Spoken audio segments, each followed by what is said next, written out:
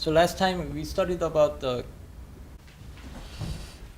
then the R on the right that contains the linear combination coefficients, and then it has the upper triangular shape because when constructing the first column, it will only use the first column of Q, and then when constructing this the second column of input matrix A, and then it will only use the first and the second column of R, also normal basis. Yep. So if you exercise yourself with a few problems of this QR decomposition, and then you should be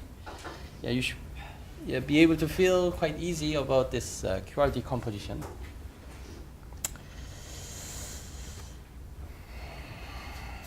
Okay, then we were left.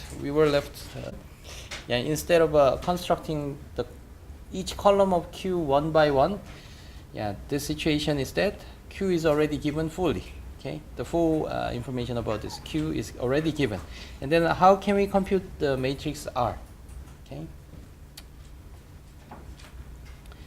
Okay, so in this case, we can simply use this kind of trick. So we multiply Q transpose on the left, and then Q transpose Q. If you remember the formula about this Q transpose Q, and then this is our Q. So this is our Q.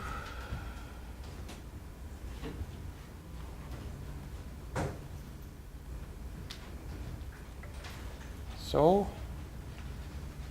this is a U1 transpose, U2 transpose, U3 transpose, and U1, U2, and U3. And then you can easily see that this one generates the diagonal ones on the diagonal entry, because it will be produced by this inner product of the same vector that will correspond to this. And then this guy and this guy will produce this, right? And then between U1 and U2, it will generate the 0 because they are orthogonal to each other.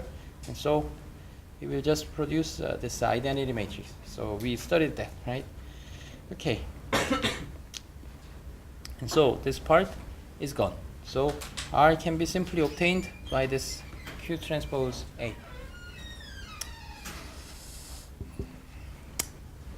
Okay, then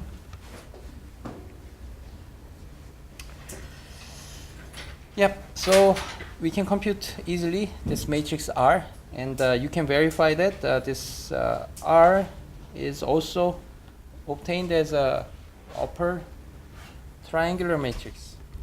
Okay, and then in general, let's think of some other kind of a little general situation that. So by the process of construction of this matrix Q, this Q should satisfy this kind of condition. So if we have matrix A containing these three columns, so this one is maybe A1, A2, A3, and then so U1, U2, U3, which is our Q matrix. So in this case, overall, this one is a linearly independent basis of a column space of an A. And this one is also a basis of a column space of an A, but that is also normal basis, right? So that's why, or that's the goal of this kind of process of obtaining also normal basis. But so in this case,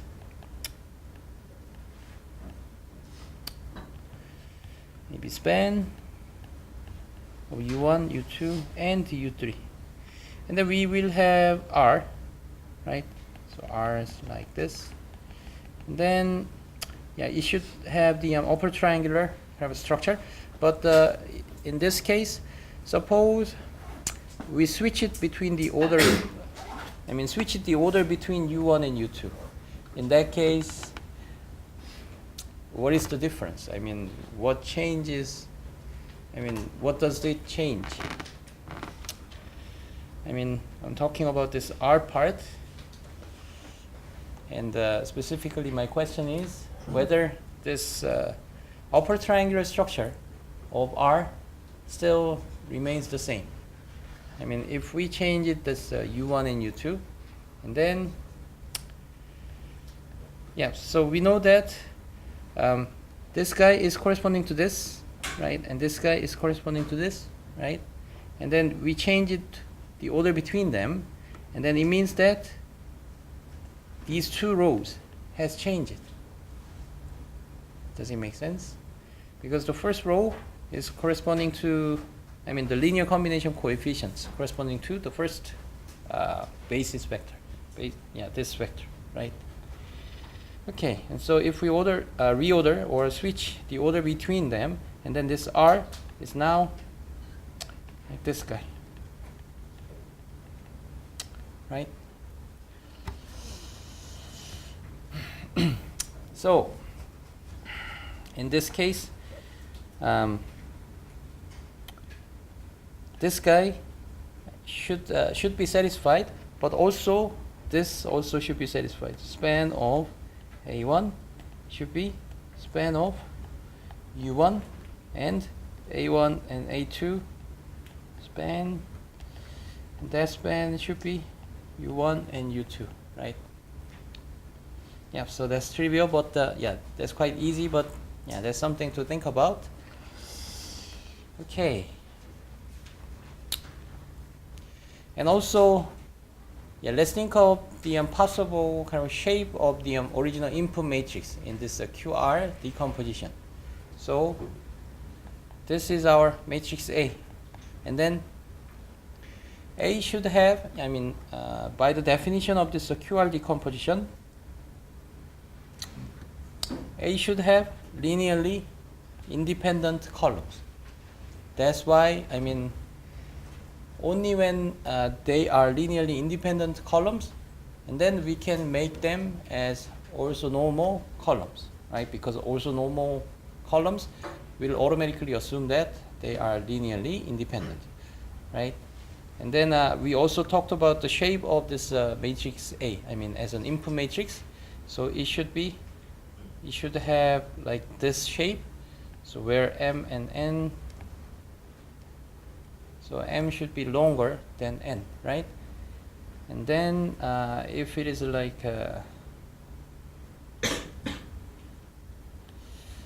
this short and fat matrix where M is smaller than N, and then in that case we cannot, yeah, so they are linearly dependent columns, right? Okay, so in this case, you cannot obtain the QR decomposition because the QR decomposition is, by definition, it assumes that A should have the linearly independent column. But let's just try to do the QR decomposition anyways, okay? In other words, can we still do the Gram-Schmidt's process on this linearly dependent columns?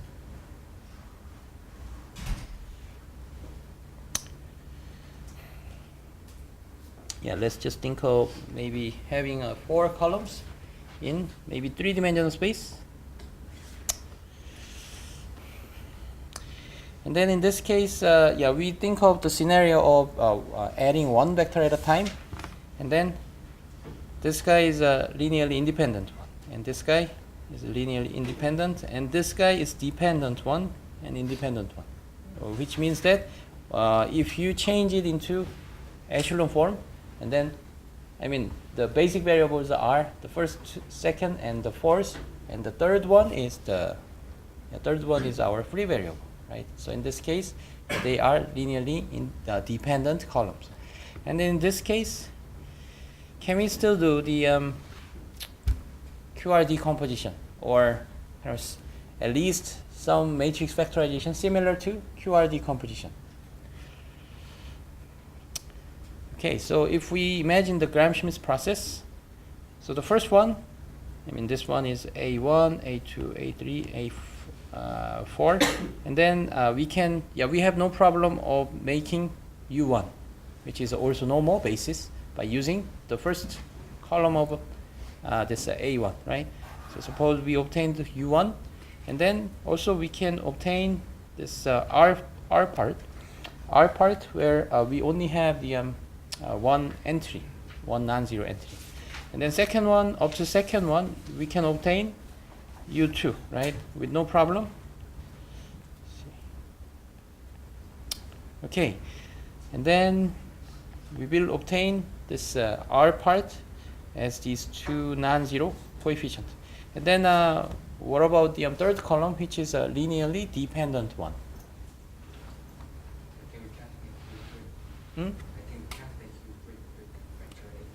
Right.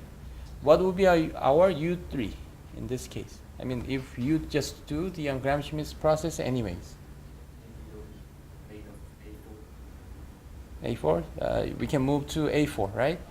But my question is, if you just try to do the Gram-Schmidt's process on the A3, and then we will first obtain the orthogonal projection of A3 onto the subspace spanned by U1 and U2, right? And if we have these two A1 and A2, and then suppose we obtained also normal basis vectors that spans the same subspace spanned by A1 and A2, and then this one will be something like this, having a 90-degree angle, right? And then the length should be 1, of course. And then the A3 is actually inside of our span of these two vectors, right?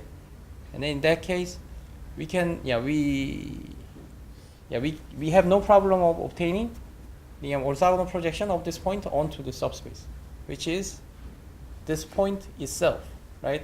This guy is not outside of the span of these two. It's actually inside of the span of these two, right? So its orthogonal projection will be the same as this point itself, right? And also, of course, it can be represented as a linear combination of these two, right? And then we will just follow the exact same formula, right? Okay, in that case, in order to obtain U3 will be this point minus the orthogonal projection, right? So if you remember, the Z part will be our the new orthonormal basis after doing the normalization, right? So in that case, the remaining part, I mean the Z part, will be just the zero vector, right? So in that case, we cannot obtain the non-zero orthonormal basis vector from there, right? Okay, and then what about the R? What about the R? Okay, so if you think of this R, and then so it's an upper triangular matrix, and so you can view it as kind of row reduction or echelon form, right? So we have a pivot on every column usually, right? But in the case of third columns, we will have these two coefficients which comes from orthogonal projection onto these U1 and U2, right? And then what about this part? It will be 0 because we have no other remaining elements, or this Z part will be 0, right? Okay, and so it is something like this. So the third column will not have a pivot in our R, right? Okay, and then let's move on to the last column, I mean the fourth column. It is a linearly independent one. So it will be outside of the span of the previous two vectors, and then we can still do the orthogonal projection onto that subspace. And then we can obtain this remaining part, I mean remaining vector Z, and that after normalizing it, we obtain U3, right? Okay, so from this linearly dependent columns, I mean, if we have a linearly dependent columns in our matrix A, and then by just using the only the linearly independent columns, which contains the basic variables, we have no problem of constructing also normal basis of this guy. Column space of an A is the same as column space of Q, right? But the difference is that A is spanned by 4 columns that are linearly dependent, right? The third one was redundant, right? But still, we can think of this column space of an A, and that column space will be exactly the same as column space of Q, which means that we still obtained also normal basis of our column space of an A, okay? And then what about our R? R is something like this.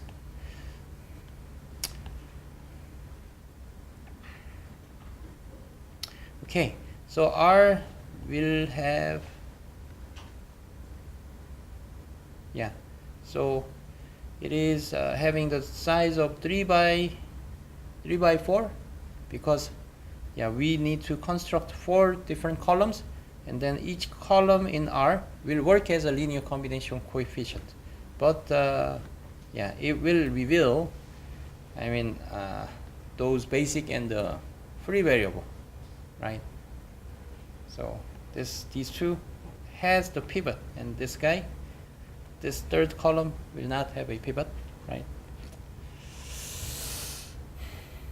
So in principle, yeah, you have no problem of doing the Gram-Schmidt process on even on the linearly dependent columns, and thus, and also, yeah, you have no problem of this constructing Q and R, even though, yeah, the size will no longer match or no longer satisfy the condition of this formal kind of definition of this QR decomposition. So A should have n by n and the linearly independent column. So we already violate this kind of condition. And also, this Q is n by n matrix, which is the same size as A. But yeah, in our example, we had 4 columns in matrix A, but our Q has only 3 columns, which is just the number of linearly independent columns out of the entire columns of matrix A.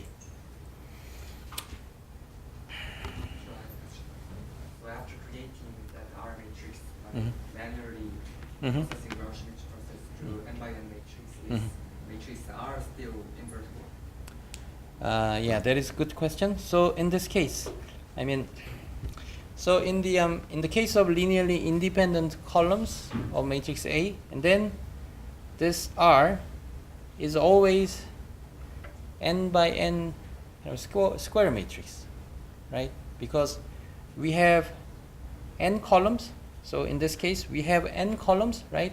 So we need to construct each of these n columns by using the same number of basis vectors. So R is always square matrix, and also if they are linearly independent vectors, and then these kind of upper triangular matrix will always have a pivot on the diagonal, right? So the diagonal entry will always be non-zero. So if at least one of them, if one of them is 0, what does that mean? So it, Or it's not invertible? yeah, right. And also, in that case, that column, while doing the Gram-Schmidt process, we found, yeah, it is equivalent to the situation that we found that that column is linearly dependent one, because it didn't produce any non-zero residual vector Z, right? After doing the orthogonal projection, and then that point is turned out to be the same as the original vector, and thus if we subtract that orthogonal projection from the original point, okay, and then that will be 0 vector, and thus that's why this third column didn't have a pivot, right? Okay, so if yeah, in conclusion, if A has the linearly independent columns, and then R is always square matrix, and that square matrix will always have non-zero diagonal entries. So So along the diagonal, we should be able to find all the non-zero entries, right? And thus it means that in the case of an upper triangular matrix containing all the non-zero entry along the diagonal, and then it is a invertible matrix. And why? It has the pivot, n number of pivots, and also, from the perspective of a determinant. How do we compute the determinant of the upper triangular matrix? Multiplying the Yeah. diagonal entries. Right, the product of all the diagonal entries. And if all the diagonal entries are non-zero, and then product of them will also be non-zero, and thus the determinant will be non-zero, and thus the matrix is invertible. Any other questions? 네. 아까 QR 팩터라이제이션에서 그 Q에 만약에 U1이나 U2를 뒤집는다면 네. 네. 이제 R에서 로우가 뒤집혀야 이제 원래 계산 결과랑 그렇죠. 똑같다 하셨는데 그 예시로 그게 네. 만약에 저기서 로우 1과 로우 2를 뒤집으면 네. X 모양이 다르지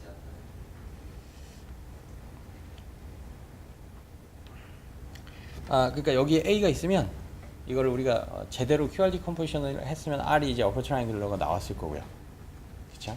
그 다음에 이거를 Q에서 이렇게 내부적으로 얘네 둘을 뒤집으면 R도 뒤집으면 결과는 똑같죠. 그 결과가 똑같지 않을 것 같은 거예요. 그렇죠. 퍼퍼 트라이앵글 모양 저기 지금 파란색 R에서 네. 로우 1과 로우 2를 뒤집으면 네. 그저 빨간색 모양이랑 좀 그래요? 좋은 지적이네요. 그러네요. Okay, so if we just switch between these two rows on the matrix R, I was confused. I just switched the columns of these two. So let's see.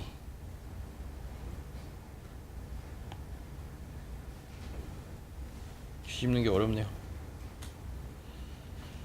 Okay, so it's like this kind of structure, right? So sorry about the confusion. So if we change it switch between these two rows, and then it will have this kind of a structure, and thus it will no longer be upper triangular matrix. Yeah. 좋은 지적이네요. Any other question?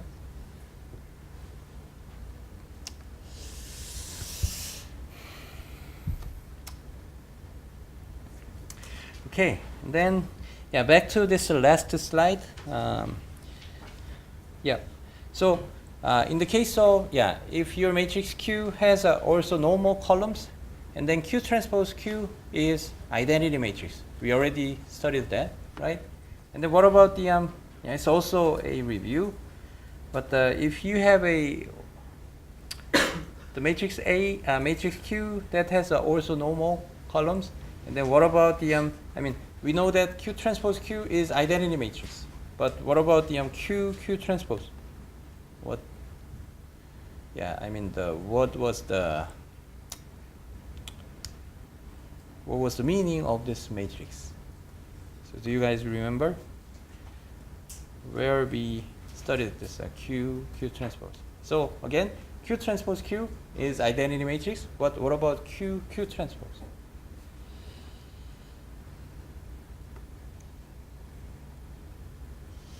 So I think that was I think it was the meaning of projection. right. Yeah. Surface spanned by all the columns of U. Right. So you guys remember this. And then this one was what? This one is the formula of orthogonal projection onto the subspace spanned by our orthonormal basis of U1 through UP, right? So in that case, this U is our Q in the previous slides. So this Q transpose or U transpose, so that will has orthogonal projection of any given vector Y. Okay.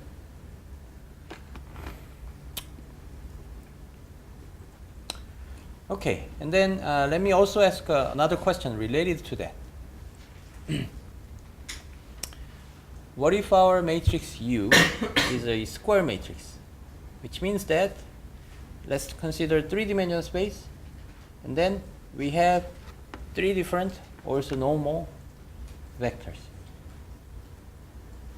So in that case, of course, U transpose U will be identity matrix of the size of 3 by 3. But what about U transpose? I mean, that is still an orthogonal matrix, right? But in that case, this is a square matrix, right? Square matrix. And that square matrix is satisfying this guy, right? So again, U is 3 by 3 matrix, which is a one kind of example of square matrix. And then U transpose U is identity matrix. What does that mean? U transpose is the inverse of U, right? And then what does also that mean? U transpose is also identity matrix, right? Because A and A inverse will be A inverse A identity matrix. So if we satisfy only one of them, and then the other one will automatically be satisfied. In the case of a square matrix, right? Even though we haven't proved it, but that is a kind of main body of the definition of this inverse matrix, right? Okay, and then in this case, what was the meaning of U transpose? It is a projection, orthogonal projection, right? And then U transpose and the Y, for example. So this one is a still 3 by 3 matrix, and this one is any three-dimensional vector like this. So this is a 3 by 3 matrix and the vector Y, and then this one is identity matrix, right? And thus that same vector will be obtained, right? Okay, so so let's think of this case. So the orthogonal projection is always represented as, always obtained as the same vector itself, right? So what does that mean? Projecting three-dimensional vector to a R3 has no meaning. It preserves itself. Right. Projection. Yeah, right. So very good point. So so our subspace is already the entire space, right? In the case of three-dimensional space as an entire space, our subspace spanned by matrix U, I mean the columns of U, which has the orthonormal columns, and then the subspace of, column space of U will be already the entire R3, entire three-dimensional space. And then if we pick up any point, okay, any point of Y, and then that is already inside of our subspace, right? And thus the orthogonal projection of the point that is already inside of the subspace, that will remain as the same point, right? So just like the if we consider the two-dimensional subspace, and then if we have a point that is already inside of our subspace, and then the orthogonal projection will remain as the same original point, right? And this is the same case. So if our matrix U is a square matrix, and it means, so in the, these are three-dimensional space, and then we have three orthonormal columns, and it means, the three-dimensional, these three vectors will cover up the entire three-dimensional space. Our subspace is the entire space of this three-dimensional space, and thus, if we pick up any point in this three-dimensional space, and then it is already inside of this subspace, and thus the orthogonal projection will remain the same. Okay, so you can understand this in this manner. Any questions so far? In general, maybe 3 by 2 matrix. So we pick up the two orthonormal vectors in the three-dimensional space, and then in this particular case, U transpose U will be just identity matrix of 2 by 2, but U transpose, yeah, it is in general not a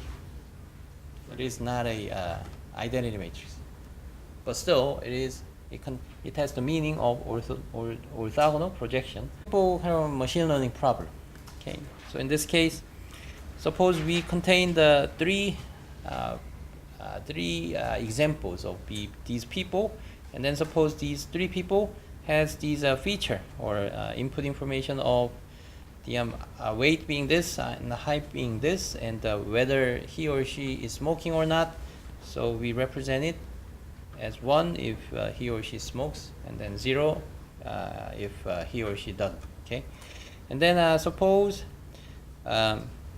he or she, his or her lifespan was 66, which means that this guy lived like until the age of 66. So, and then in the second case, 74 and 73. And then we want, in this particular example, we want to represent or construct the linear system where we want to represent the lifespan in terms of the linear combination of these three input information of weight and height and is smoking, right? And then we can construct these three linear equations, and altogether we obtain the linear system, right? And then how do you obtain this solution? The solution is obtained by it's basically AX equals B, where B is 66, 74, 78, right? And then we already know that. We already know how to obtain this vector X, right? Okay, so far so good. So here we consider this something called the over-determined system, which means that, so in this case we have a three variables, but we have much more number of equations. So we have so many different cases that we collected, but still our feature or input information is still these three weight, height, and is smoking kind of information.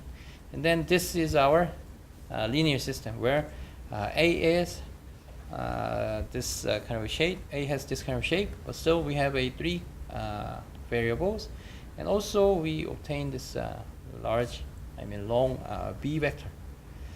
So in general, in this case, it doesn't have the exact solution. Okay, and why is it so?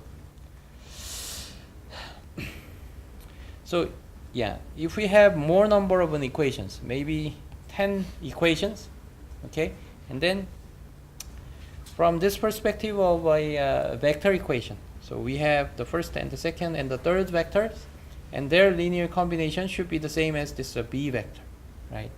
And then we know that if the solution exists, and then it means that this B should be inside of the span of A1 and A2 and A3, right?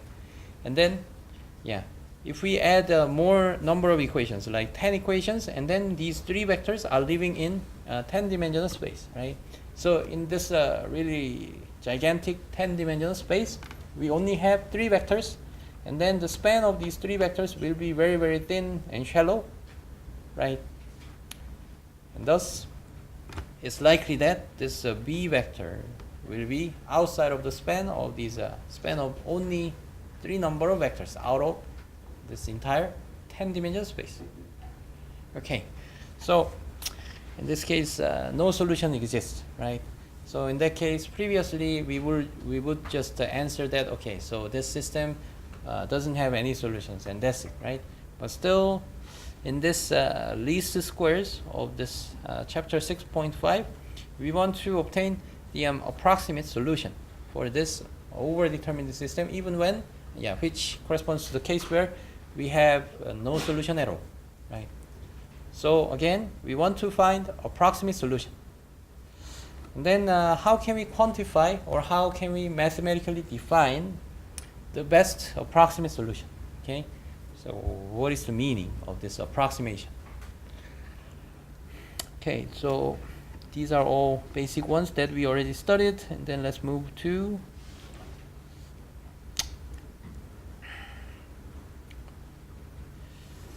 okay, so let's just imagine where we only have the exact 3 number of equations, where we have also 3 variables. So A is square matrix, and suppose that square matrix has the pivots on every columns, which means that A is invariable, right? And then we know that the solution of an A is uniquely defined, determined as this guy, A inverse times B, right? Although in this case we will just do the row reduction to obtain the solution, and suppose that solution is this guy. Okay, that solution is this guy. Okay, and then from this simple kind of a machine learning perspective, how do we utilize the solution of this? How do we utilize the solution? So it is basically used for predicting the lifespan of a future people. Okay, what I mean by that is, so by using these 3 given examples that we have, we found these linear combination coefficient that will make the linear combination of these 3 as the same as lifespan, right? So basically lifespan is represented as, let's see,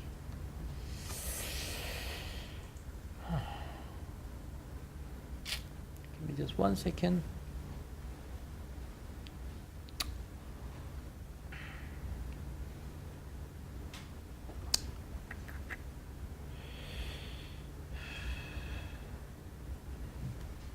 Okay, so this was our solution of this x factor, and then we can now represent the lifespan as the linear combination of these 3 factors. And then given the new person and that new person's weight and height and is smoking information, we can basically predict his or her lifespan, right? So that's how we utilize the solution of this linear system. Okay, then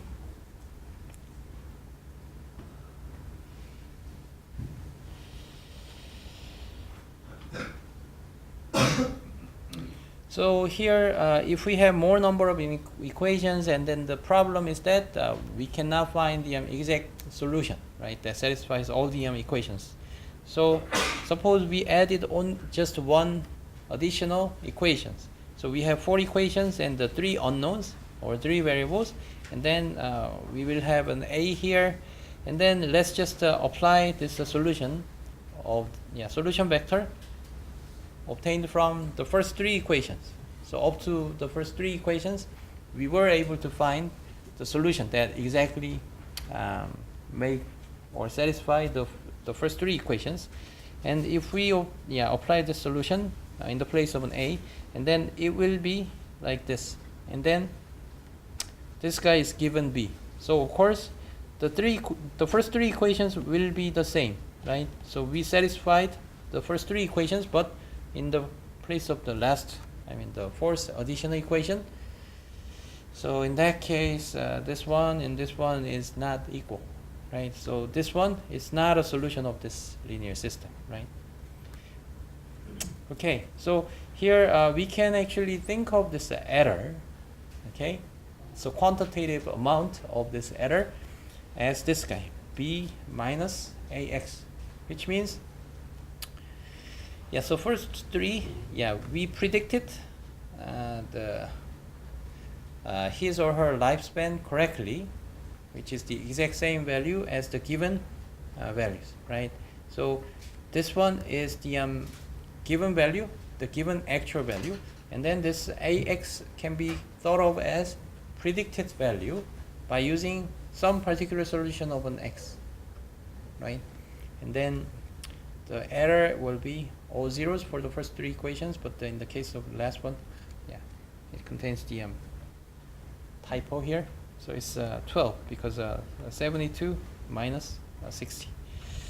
Okay, and then what about using a slightly different solution like this? So this one is quite different from this one.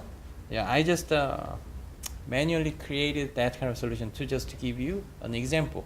Okay, so if we apply this solution, and then these are the predicted values, and then these are the original values, and then this guy is our errors, incurred or occurred in every equation, each of our equations, the first, second, and so on, right? And then, given these errors, between these two cases, right? Which one is better solution? So how do we compare quantitatively or mathematically and determine which one is the better than the other? So that is based on this something called the sum of squared errors. So sometimes errors might be negative value and the positive value and so on, right? So so intuitively it means that this guy lived up to 66 years old, right? But our model actually predicted that person will live up to 71.3 years old, right? So we kind of overestimated his or her lifespan, okay? But in this case, we kind of underestimated. So he or she actually lived longer than we predicted, right? But anyways, from here, sometimes the error is negative and positive, and so in order to just make them all positive, so we just take the square of it, right? And then sum them up, and then just take the square root of it. Okay. So in that case, this measure, this single number is summarizing. Okay, this single measure is summarizing our multiple number of error values occurred from multiple equations or each of our equations, right? And then in this case, where we just use the solution that satisfies the first three, and then in that case, if we just compute this in the same manner, then it has this total error measure like this. And so here, we conclude that this 9.55, which is smaller than 12, is the better solution. So between these two, this guy is a better solution. Okay, then now we are ready to define our least squares problem. So how do we represent this sum of squared errors?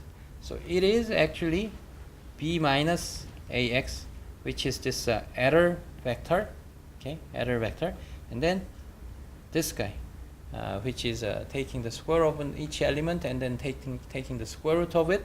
It is actually just a norm of this vector, okay? Because the norm, the definition of the norm of a vector is the taking the square of each elements and then sum them up and then take the square root of it. So that is the definition of the norm. So we want to minimize the norm of this b minus ax, right? B minus ax, and then we want to minimize by changing or slightly or carefully determining the vector x, right? Okay, so overall we cannot satisfy all these equations, right? So it is not possible in this situation. So we want to find the approximate solution of this x, and then how do we define this approximation? It is based on the difference between b minus b and ax, and then we take the norm of this error vector and we want to minimize them, okay? So this is the main kind of problem setting of the least squares. Okay, and then now let's derive the solution of an x in this least squares problem.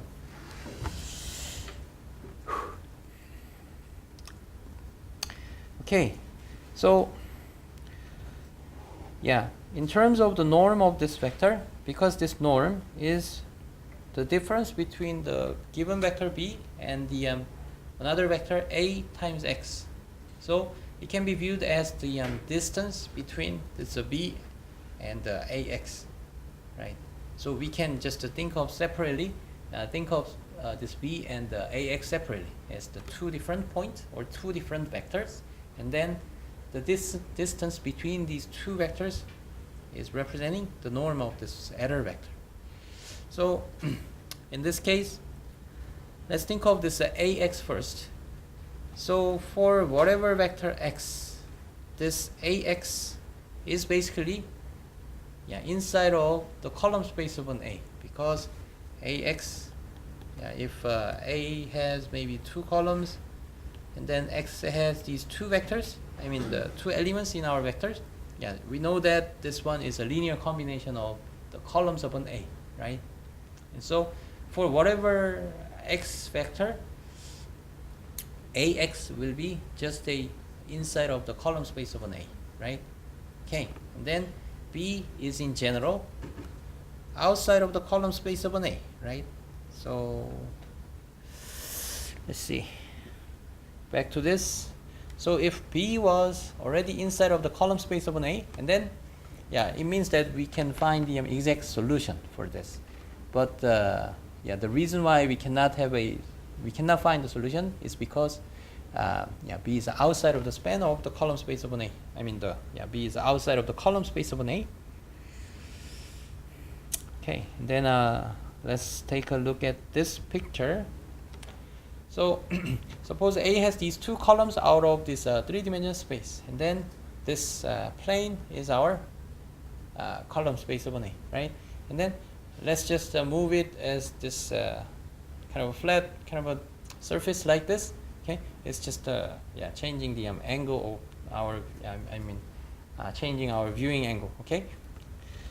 Okay, so we have a 0 point here, and then maybe the columns of an A will be something like this. Maybe this guy is A1, and maybe this guy is A2, right? It's like this kind of situation where we have an origin here, the first A1 and A2, and then we consider this a column space of an A, which is our plane, right? Okay, and then B is outside of this span or the column space of an A, and then we want to minimize this guy, right?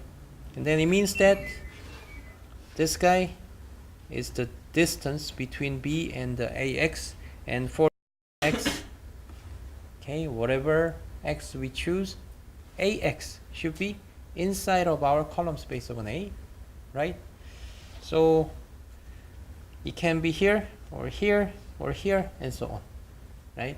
So these are possible points inside of our column space of an A.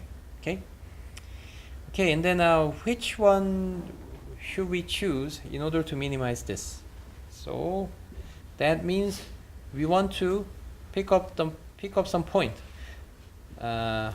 where the distance between B and this AX, which is this red line or red vector, the length of that vector is actually our error measure, and we want to minimize the length of these vectors.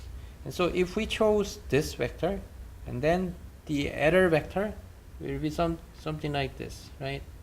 And so clearly the length of that vector is longer than the red vector. Okay, so how can we minimize the length of that vector, which is P to the column space of A. right.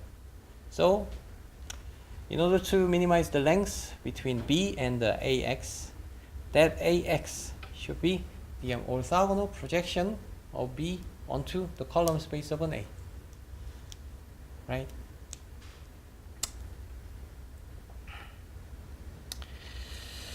Okay, so if that is satisfied, and then it means that what is the meaning of this orthogonal projection? This line, okay, this vertical line is perpendicular to any vector in the column space of an A, or basically this line orthogonal projection, and this vertical line is perpendicular to any vector in our column space of an A, right? So that is the meaning of being perpendicular between a line and the plane, right? Okay, so we have so many different, so many possible vectors in our column space of an A. So we have this vector, and then maybe this vector, and then this vector, and this vector, and so on, right? So this red line, vertical line should be perpendicular to any vector like this, but all these vectors should be represented as a linear combination of the columns of an A, because that space, that subspace is basically column space of an A, right?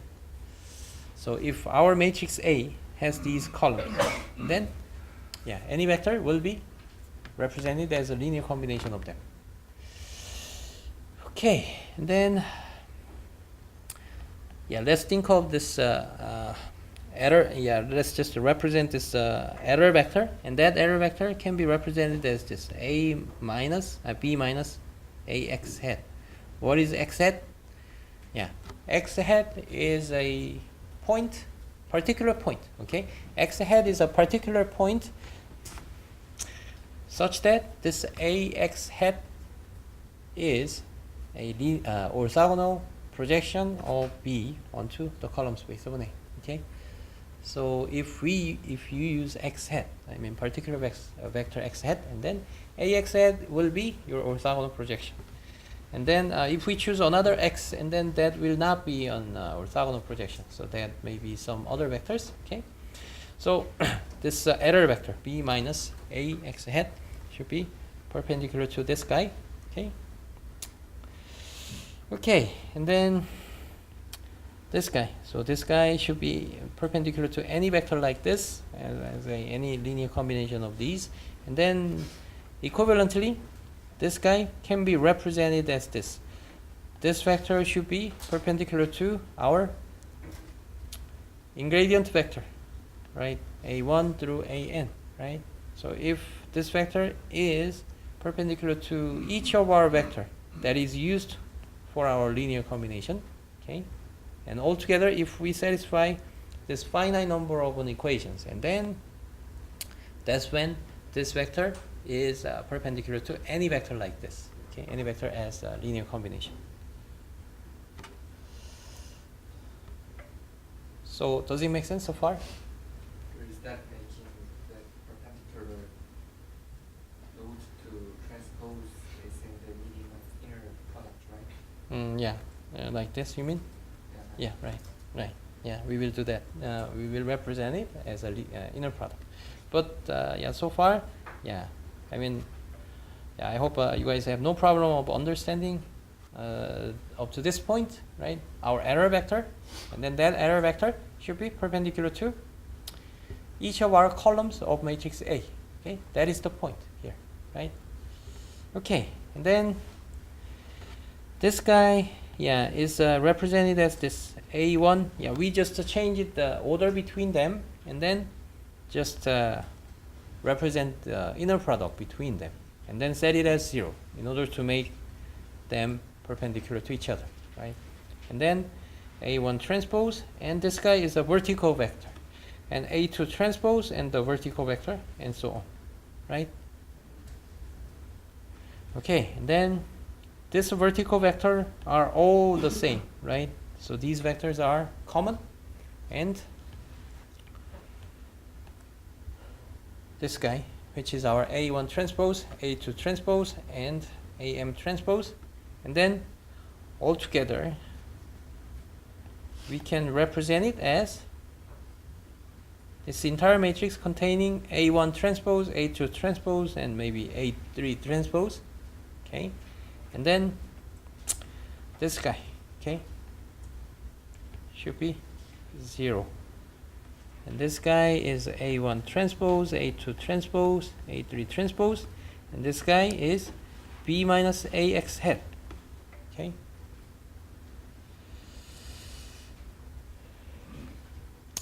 Okay, and then this matrix is ending up our A transpose, right?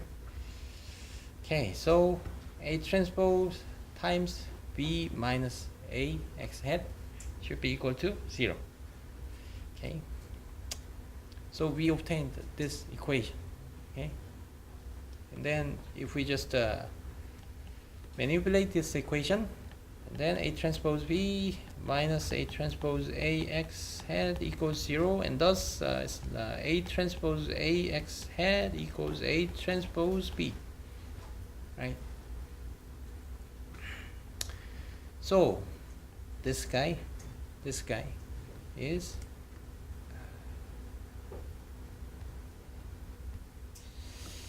yeah, we finally obtain this equation. Okay, so let's look at this equation. So we are given, we originally are given the matrix A, and how was the shape of the matrix A? A was the overdetermined kind of system. We have a 3 columns, but 4 rows, which is kind of we have more equations than the number of variables, or So this is our A, but what about this A transpose A? So we basically multiply A transpose on the left, and that is this A transpose A. And then what kind of sizes of matrix does it produce? It is producing 3 by 3 matrix, which is a square matrix on the shorter side, right? So if it was 4 by 3, and then A transpose A will produce 3 by 3 matrix, okay? And then this X hat, which is our optimal solution for least squares problem, okay? So this one is X, and this one is A transpose A, and this one is X. And then what about the A transpose B? So B originally had, so given this matrix A, B also had the 4-dimensional vector, and then our A transpose is 3 by 4 and 4, and then it is just producing the 3-dimensional vector. And then now our vector A transpose B will be just 3-dimensional vector. Okay, so now we obtained a new linear system like Cx equals D, where C is A transpose A and the D is A transpose B. Okay, so if we can find, so it's basically a square matrix, and so if it is an invertible matrix, I mean this A transpose A is invertible matrix, and then the solution can be obtained as this. Although we will just do the row reduction on that in order to obtain the solution, right? Yeah, so this one is our final kind of conclusion for this least squares. So that is our, the formula of our least squares solution. Any questions so far? So, in the perspective of machine learning, when we update the new data to the previous data sets, should we have to refresh that normal equation? Yeah, right.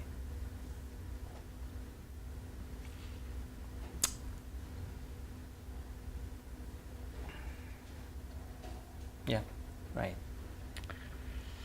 Although we have some other tricks that can efficiently update the previous solution when given additional kind of equations that are added newly, but in principle, we have to do this kind of computation entirely from scratch.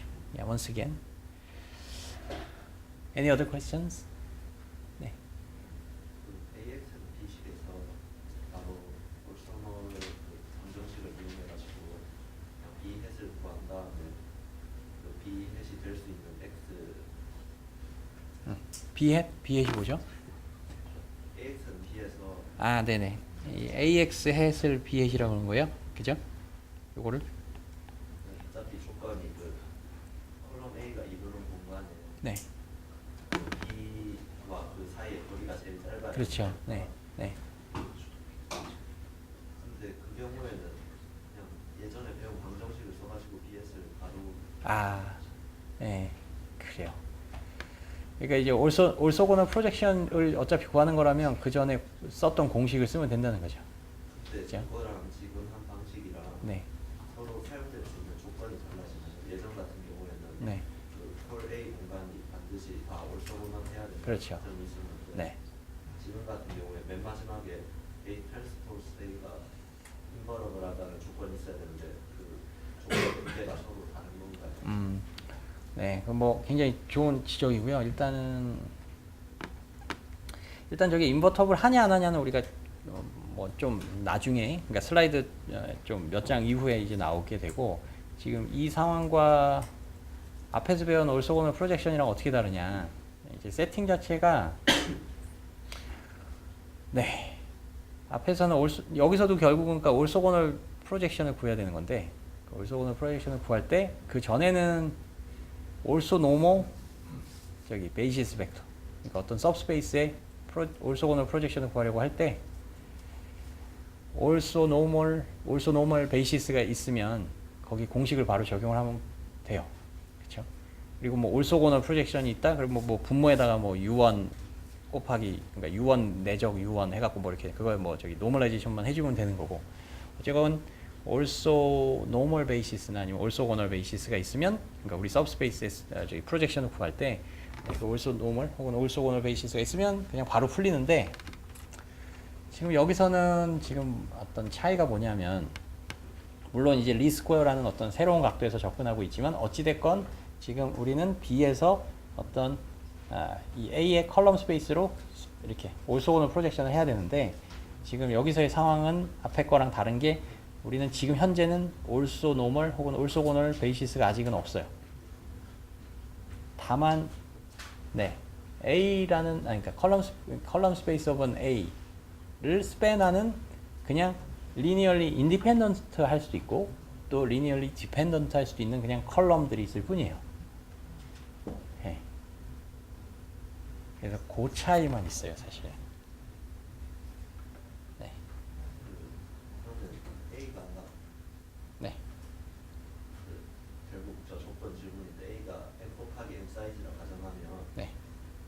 결국 A 트랜스포즈 A가 M 곱하기 N 사이즈가 되고, 그게 인버러블하다는 말이 이제 N개의 리니어리 인디펜던트한 블록으로 이루어져야 된다는 거고요. 네. 그러면 결국 처음에 A가 만약에 디펜던트 해버리면 저 공식을 못 쓰지 않나요? 네, 못 써요. 네. 그러니까 이제 얘가 이제 인버터블 하냐 안 하냐는 이제 우리가 네, 아까 얘기했던 것처럼 한 다다음 장 슬라이드들에서 좀 이야기를 아마 할 거고요. 일단은 뭐 인버터블 한 어떤 상황을 만약에 가정을 하면, 네.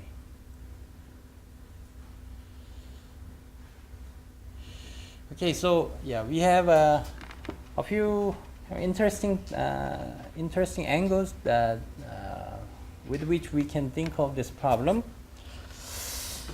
Okay, so basically in this problem we want to project B onto the column space of an A. So this AX hat, okay, so that is actually represented as project of column space of an A of B, right? Okay, so previously if we had a orthogonal or orthonormal columns, orthonormal basis of this subspace, and then we can easily represent this kind of projection, right? But here in this case, we do not yet have the orthonormal or orthogonal columns, orthogonal basis of our given subspace, right? So that is kind of one kind of difference. Okay, and then in that case, yes. In that case, since we obtained the solution for this x hat, what was the solution of this x hat? So in this case, x hat is represented as this. So in this case, we need to have this assumption that this C or A transpose A should be invariable, but let's just assume that is invariable for the moment, okay? And then x hat is represented as this, and then let's just represent the projection, okay? Projection of column space of an A of this B, okay? And then that is AX hat, right? AX hat, because this guy, this guy is basically B hat, which is AX hat, and the B hat is orthogonal projection. Yeah, so this is just a notation. It's B hat, right? And then this B hat is represented as AX hat. Okay, and then so this guy is B hat, which is an orthogonal projection of B, and that is, yeah, let's just plug this guy onto X hat. Okay, and then A and A transpose A and inverse and A transpose and B. So it's quite complicated, but that is orthogonal projection of B onto the column space of an A. Okay. Okay, so first of all, is this a linear transformation or not? So even though it is quite complicated, but this entire matrix, let's call it as maybe F, and then this matrix times the input vector B is representing the orthogonal projection, and that is a linear transformation because it is represented as a matrix times a vector multiplication, right? And then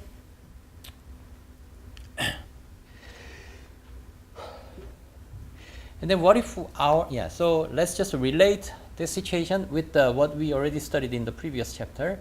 So what if A has already also normal columns? So in general, in this matrix A, we didn't assume that A has also normal columns, right? It may or may not be kind of linearly independent or dependent columns. But suppose A has also normal columns, and then how is this one changed?